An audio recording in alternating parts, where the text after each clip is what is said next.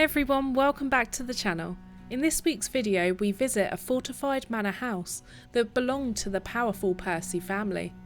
Left ruinous and in a state of decay, this manor house was here as early as the 11th century and is located in the middle of the village of Spofforth in North Yorkshire. These ruins here are quite atmospheric with its own story to tell, so join us as we explore Spofforth Castle. Dating back to its origins, there was an Anglo-Saxon manor at Spofforth before the Norman conquest. It was William de Percy in 1096 who built a new manor house shortly after 1067. William was a favourite of William the Conqueror. The king wanted to pay off the support of the Percy family to his political ambitions, especially during the English campaign. So he awarded them with 86 manors and estates in England. The Percys were an English noble household who were amongst the most powerful families in northern England for very much of the Middle Ages. It's said that the rebel barons drew up the Magna Carta here later in 1215. In 1224, Henry III had granted a licence to a later William de Percy to hold a Friday market in the town, which helped make Spofforth a relatively prosperous small town. Henry de Percy, the first Lord Percy, also received a licence, but this was to fortify the manor house. Due to Henry's top leadership skills, he was one of Edward I's main commanders in the wars against the Scots.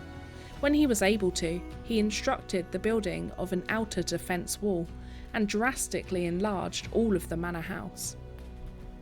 To enter inside, we head down a flight of steep steps that lead from the courtyard to the ground floor of the West Range. Right at the southern end of here is the earliest part of the building that dates back to the 13th century.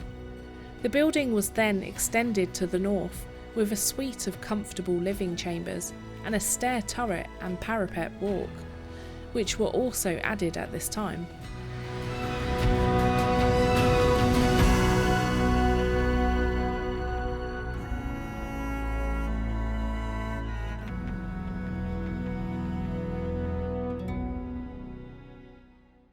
By using some imagination, we're now standing in the hall's undercroft, the place where the food and drink would be stored, and underneath what was once a fantastic grand hall. Later in the 15th century, and during its reconstruction, the hall was widened so that the first floor extended over the top of the rough rock. This stylish new hall was beautifully decorated, with well lit and large windows on each side. You can just make out where the fireplaces were set into the north wall, but the hall would have been absolutely wonderful to dine and entertain guests in, with the fine views over the parklands as well.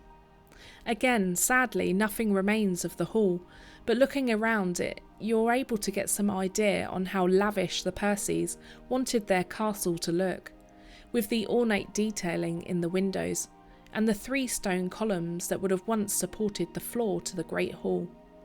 This room in particular has a certain atmosphere to it, with how weathered and open to the elements it is. If you look closely too, you can see some of the remains of burn marks in the bricks from when the castle was plundered and destroyed during the Civil War.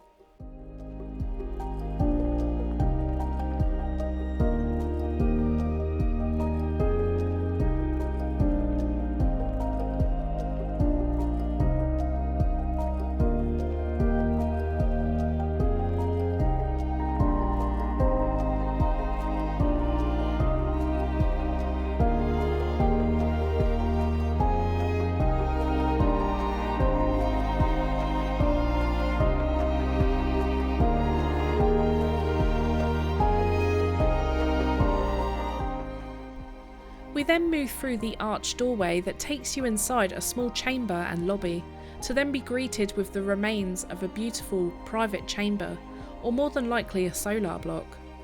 This was added in the 14th century, and similar to designs nearby at Markenfield Hall, with added touches of a spiral stair turret that led from the main chamber up to the first floor.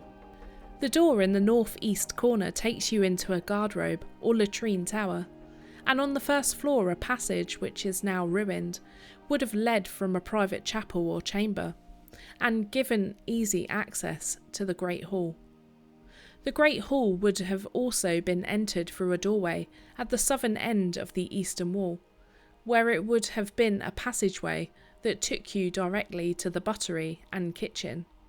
Having a look around, you can still see around the great chamber walls the marks of the vaulted ceiling and their windows.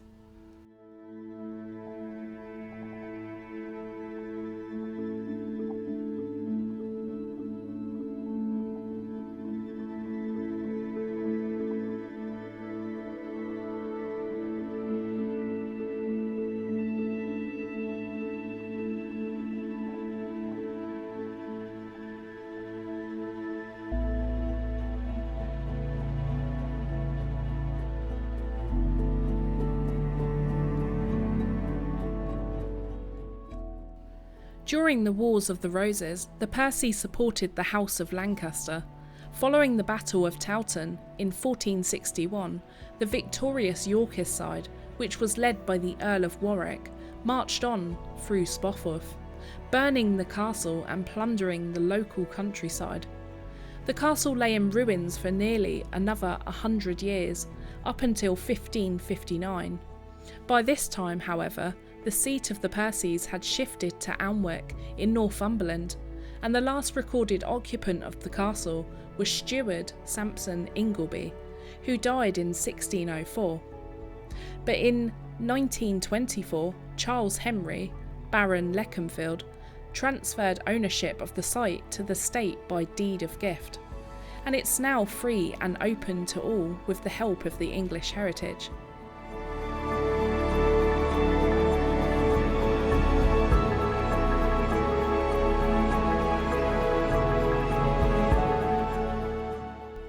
Probably the most notable part of the chamber is the turret, which is known as the Round Tower.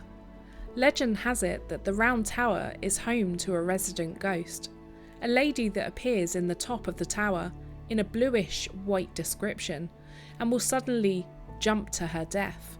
What makes this even more odd is the fact that she is seen with only the upper half of her body. This one was an odd one to read about. I wonder what made her remain in the tower, or why she felt the need to jump, but paranormal investigators have no such luck in speaking with her, as apparently she disappears as quickly as she jumps. This is more than likely another story, boosted by people's amazing imaginations around these mysterious and empty ruins.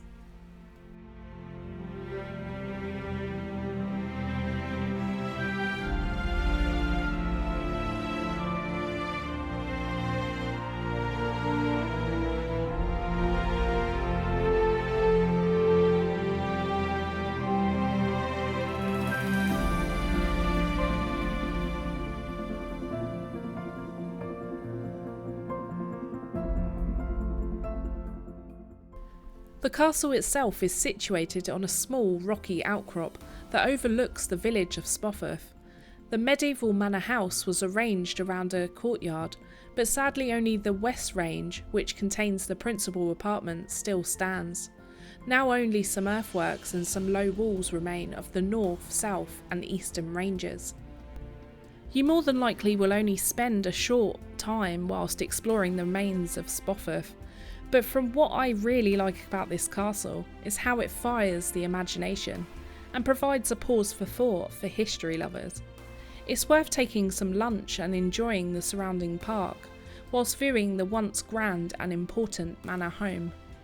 Unfortunately, there is no toilets or facilities, but you can park up on the road just outside for free. Another important thing to note is the accessibility throughout. It has very steep steps that lead down, and it might be an issue for some. But don't be put off by that, and come explore some of North Yorkshire's hidden remains. So we hope you've enjoyed a visit to Spofforth with us. If you have, please be sure to hit that like button, click the notification bell, and consider subscribing or joining our channel memberships. All links are down in our description. We want to say a big thank you to our Patreons and channel members for supporting the channel. And we'll see you in the next one. Till next time.